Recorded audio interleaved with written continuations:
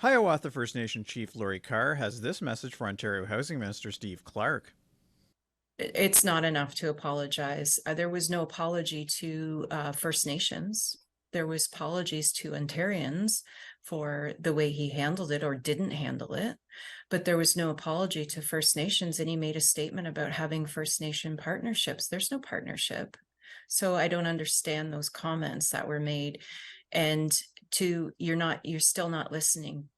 Clark held a press conference on Thursday where he apologized for not using more oversight in what is being called the Greenbelt land swap. But he stopped short of stepping down, as many of his opponents are calling for.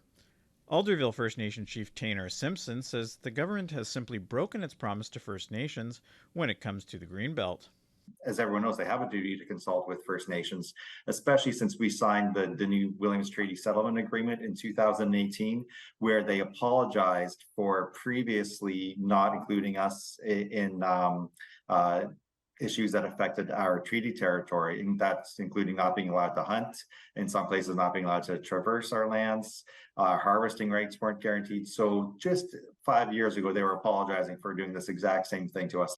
According to its website, the Greenbelt is the world's largest protected area of farmland, forests, wetlands, rivers, and lakes, over 2 million acres in total. The progressive conservatives have tried to frame the issue as one of creating space for private developers to build affordable housing, but Ontario NDP leader Merritt Stiles says this is not the case. This is not the solution. And there is report after report after report, including the government's own housing advisory committee, that have said very clearly that we do not need the land in the Greenbelt. The Greenbelt land should not be removed. Carr agrees the Greenbelt should not be open for development.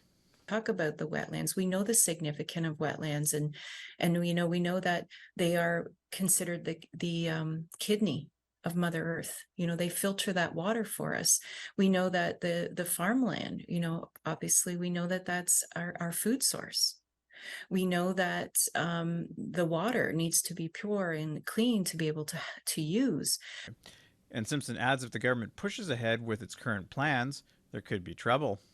Ontario Regional Chief Glenn Hare perhaps said it best. He said he's ready to go and start blockading and just not taking no for an answer. So if you've got our head chief saying that he's well ready to put himself in there to stop the bulldozers, then I'd imagine all the other chiefs would follow suit. And if the chiefs follow suit, then you'd imagine that the First Nation members themselves would. In an emailed statement, Ontario Housing Minister Steve Clark's office said the government meets regularly with the First Nations Leadership Council and is committed to its duty to consult obligations. Fraser Needham, APTN National News, Ottawa.